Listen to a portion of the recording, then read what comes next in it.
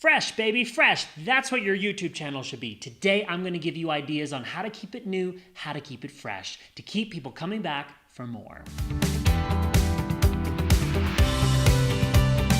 Today, I'm in Mexico City, and the question comes from Tracy, who says, Phil, I feel stuck on what I should post. Any ideas on how I can keep my content fresh? Tracy, you're in for a treat. I've got all kinds of ideas on how to keep it fresh. In fact, I've got 10 of them. Here are my 10 ideas on how to keep content fresh on your YouTube channel. Idea number 1, introduce yourself, or in some cases, reintroduce yourself. For many of us, we've already introduced ourselves to our subscribers, but the thing is, you have new subscribers, so why not reintroduce us? Tell us who you are. We as viewers love to find out more about the person behind the camera. If you've already done it, think of new ways to do it. What are some new information or tips or tidbits that you can share with us? This is something I do every few months on Instagram because I know new people have followed me, and when I tell new stories, the old subscribers still find it interesting. Idea number 2, take us on a tour. Tour us around your room, your house, your car, your home office. We as humans love to discover more information about our friends. And on YouTube, we're simulating this kind of friendship, like you and I know each other. When we get to learn more about you, your environment, your space, we feel like we know you better. And that's why it's a good idea. Remember, the things that are everyday and ordinary to you are probably not to us. So reveal a little bit. Take us on a little tour of some aspect of your life. Idea number 3, review something.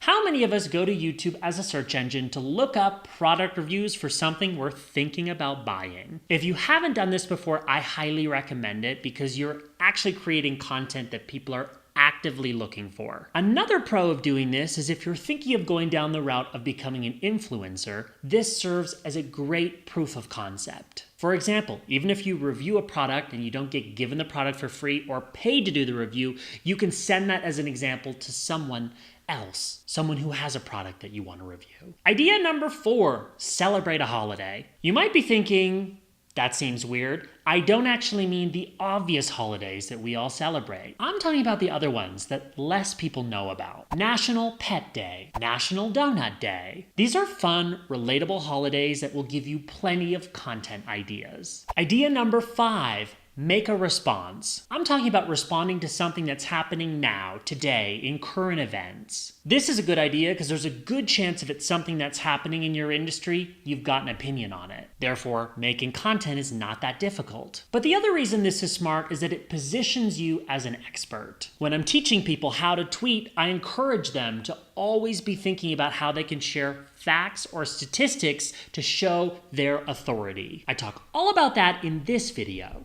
A response video that's sharing your opinion is probably going to be good for drumming up engagement with other people who have a strong opinion. That's why you should do it. Idea number 6, user-generated content. Why work so hard creating your own original stuff when you can share the genius of others? As long as you credit people correctly, this is a great way to create content that also promotes other people. Something as simple as highlighting the 10 best travel influencers to follow, or your 5 favorite holiday films. Anything that curates or aggregates content that's actually created by other people is considered user-generated content. Think about your community and think about how you can spotlight them. When you mention or feature other people, normally they're flattered. Tip number 7.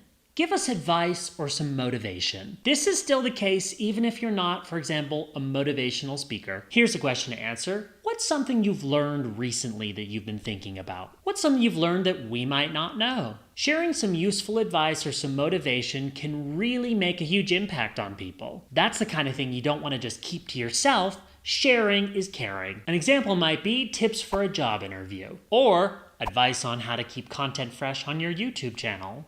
Idea number 8, fun facts or trivia. This one's pretty self-explanatory, but the internet is your oyster when it comes to looking up things that might interest your audience. Moving right along, idea number 9, make us laugh. Maybe it's a story, maybe it's something embarrassing. Chances are, if it's something relatable, we're probably gonna giggle once or twice. People love to laugh, so that's why this one is a good idea. Finally, idea number 10 to keep content fresh on your YouTube channel, show us how to do something. Reveal your editing process for your YouTube videos. Show us your film setup or your perfect YouTube studio. Show us start to finish how it all works. By teaching us how to do something that we might not know how to do, that potentially makes our lives better. And just because you know how to do something doesn't necessarily know how to do it. Showing us how to do something new helps you build trust with your audience. So now I want to know from you, fellow YouTubers, what has been your most successful video ever? I want you to link to it in the comments below.